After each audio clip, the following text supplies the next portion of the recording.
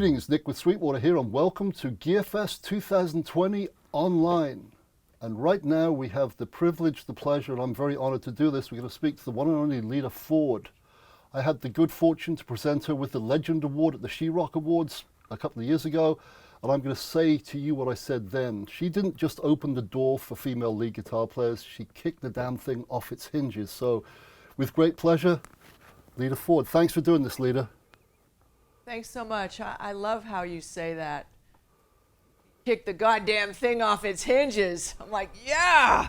Well, you did. Love you did. that. So, now my question to you is, you know, my favorite song of yours, well, one of them is Back to the Cave. Ironically, that's what we've all been doing for the last 2 months. How have you been spending your time? Have you been writing, practicing, or meditating? What? Well, we were in early March, we were on the cruise ship. We were on the 80s cruise ship. Oh, that's right. And we were on the cruise, and that's when everything got announced to us. You know, basically, your summer's canceled. And so we came off the cruise, we just came home, and we've been home ever since, I think it was the second week of March.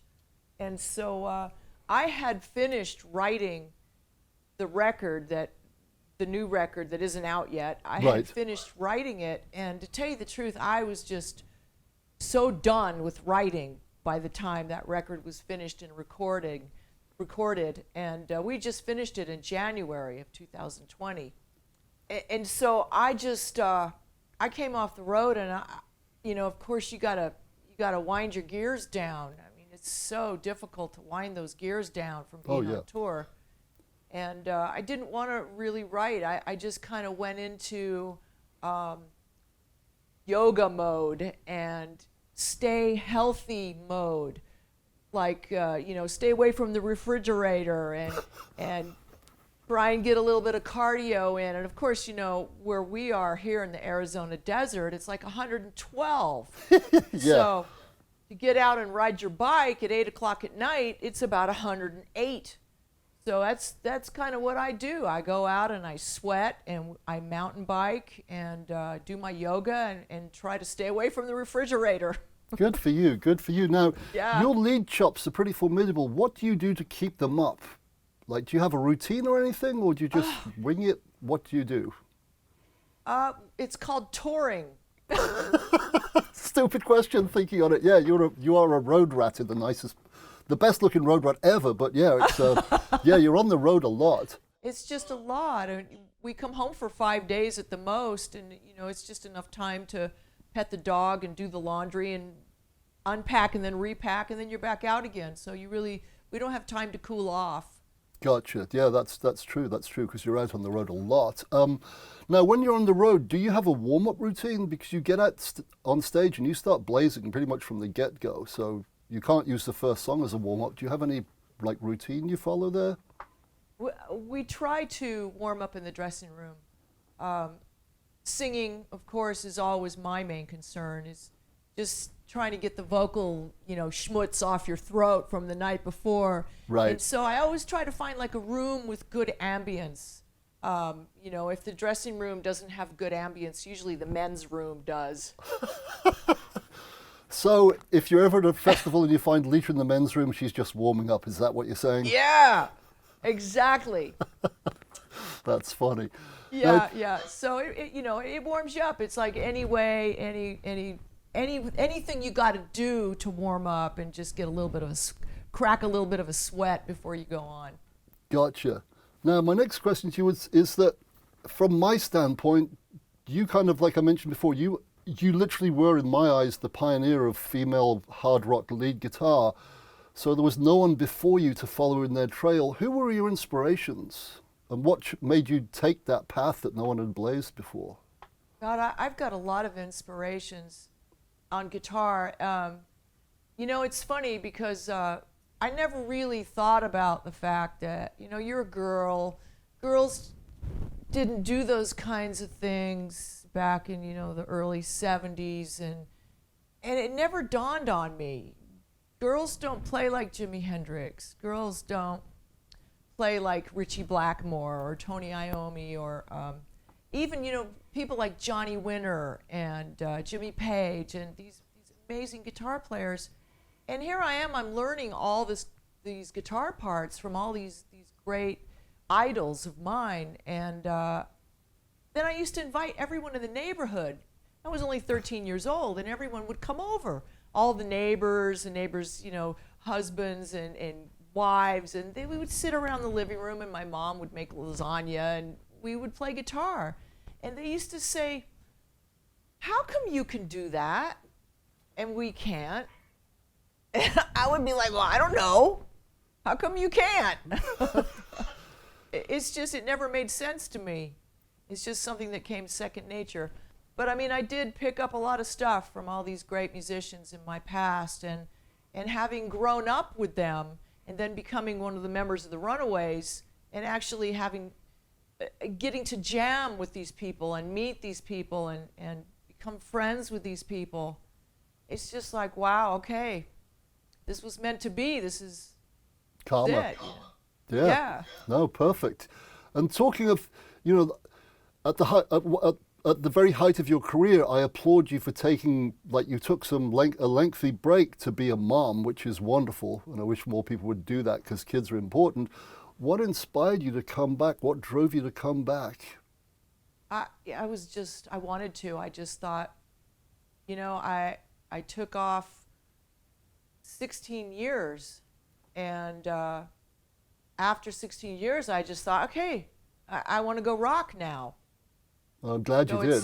A lot of people are glad you did. And I really didn't care what was happening in the music industry, because the music industry had changed so much during the 90s, and, you know, just things weren't the same. And I just thought, you know what, I don't care. I'm going to make my own path. I don't need to follow anybody else. So I just thought, you know, if people don't like me, then don't look, don't listen. So there's a lesson there: blaze your own path. If it doesn't exist, make one. And thank goodness you did both times. Now, talking of drive, the one thing that impresses me is, like, you get on that stage. I've seen you play several times in the last few years, and you exude this energy and this passion. Where does that come from? Is that ultimately your drive? The fact it's what you want to do? Well, I mean, it's just who we are. Get on stage, and I've got a great band. You're around a bunch of firecrackers and dynamite, and then there's you in the middle, and you got to, like, lead the whole show and direct the whole show, and you just get this energy that is lit under you. And, you know, the fans, of course, the fans are just so badass and just so true blue to everything. And if you don't have any energy when you walk on that stage, you're going to get it from the band and from the crowd and from the whole surroundings. It all just comes to a head. Yeah, it's like a symbiotic thing you've there's a synergy on stage, and there's a symbiotic relationship with you and your fans. It's palpable and it's infectious, I must say. Now, the one thing that does impress me, and I hope I'm not going to embarrass you by saying this, is I've watched you give 110% on a blazing hot stage in the midday sun, and then give your fans 110%. What is your drive to be so gracious? Is it something that happened to you from an artist in the past, or is that just the way you are? God, I mean, first of all, I like to sweat. I'm not afraid to sweat. You know, sometimes people are, oh, I'm going to ruin my makeup, or I'm going to ruin my hair, or whatever. I'm just like, bring it on, let's do this. And just to get on stage and sweat like that is just, it feels good. And then coming off stage and meeting all these wonderful people, I get so heartwarmed with them and their life and their life story. And you know, maybe they have a lot, maybe they don't have a lot. Maybe they're healthy, maybe they're not healthy. And for whatever reason, you just kind of, it's just heartwarming to meet them. And you just want to give them 110%. I mean, it's what we're here for, really. No. It's what matters in life. Well said, well said. You know, and I must say, you know, to those watching, I've seen this happen firsthand. I saw you give several hours after that bike festival open air thing, which was brutal, And I watch people walk out with a spring in their step, regardless of how tired and old or young they were. You gave people life, so that was cool. So I applaud you for that. Now, I know you've been good enough to show us a few of the great chord voicings and also the cool picking pattern of Close Your Eyes Forever. There's some song you did with some guy called Ozzy someone, I don't know who he is, but some British guy. Oh, Izzy Isborn. But the rumor has it, there's a great backstory behind how you yourself and Ozzy wrote that song together. I was wondering if you could give us the family-friendly version thereof, if you wouldn't mind. Oh, yeah. I mean, at the time, Sharon was my manager when we wrote Close My Eyes. It was 87, late 87, early 88. Right. And Sharon and Ozzy had come to the studio where I was recording, and we hadn't written the song yet. Ozzy and I were just playing pool, and Sharon left. She got bored and she left, and Ozzy and I started making music.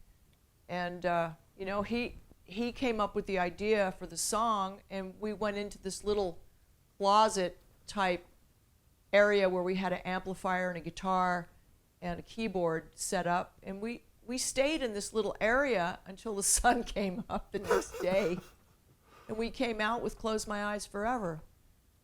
You know, it was pretty funny. Yeah, and it's pretty funny, pretty amazing. Yeah, top 10, and it's still a staple of your live set. It kind of brings the house down. I know you were gracious enough to grace us with your presence at Dime Bash this year before all this nonsense happened, and when you played that, the house came down. It was wonderful, so thanks for doing that. So I'm sure I play it wrong, so if you could show me, being as you wrote the dancing, if you could show us a few of those cool chord inversions and the picking pattern, that would be fantastic. Yeah.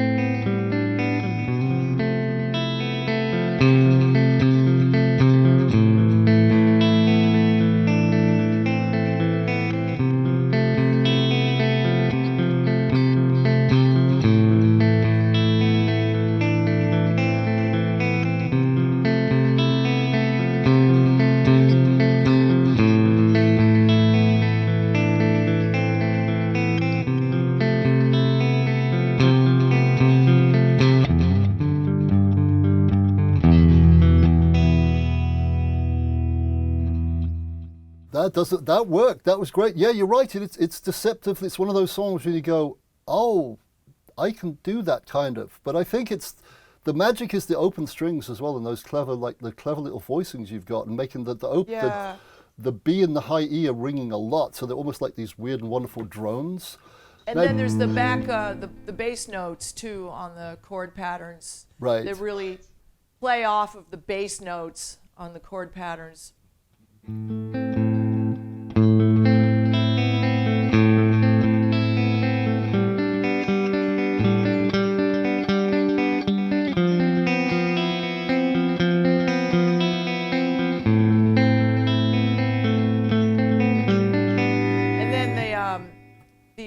Live performance we do on a 12 string. I do on a 12 string. Right. So it's a different animal.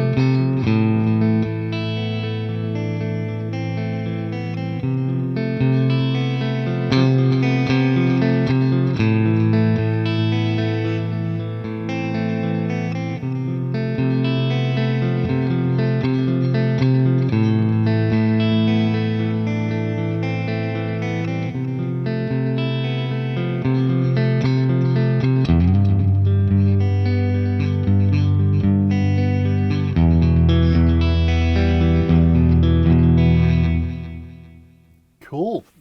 And now I especially love that it's basically an F major chord with the first finger off, so you're hearing the open B and E strings, so there's that weird tension. Do you actually know what those darn chords are called, or that you just did them because they sound good?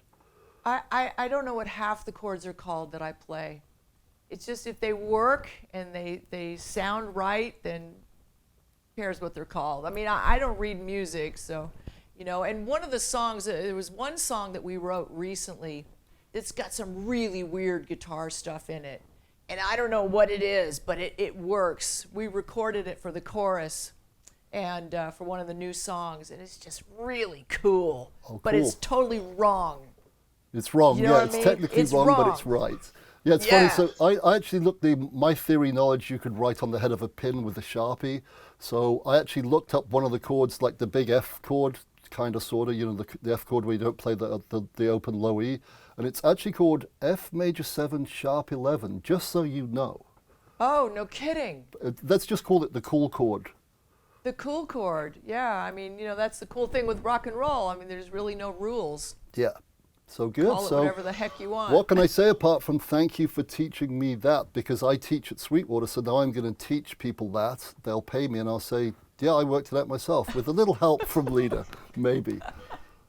So, Cool. and Sounds good. now I've got to say, you know, so thank you for taking the time. Of course. Just so people know, your manager and sound man, the one, the only George Marshall, is lurking, filming this, so we've got some cameras to cut to. And please tell me he's lying about wearing a Speedo, because that's just a mental image I'll never be able to unsee. He's just out sunbathing right now. Just smothered himself with some sort of oil. And the Speedos, they look pretty sweaty. I bet they do. So But they are on that camouflage, awful so- mental image, Lita, thank you so much.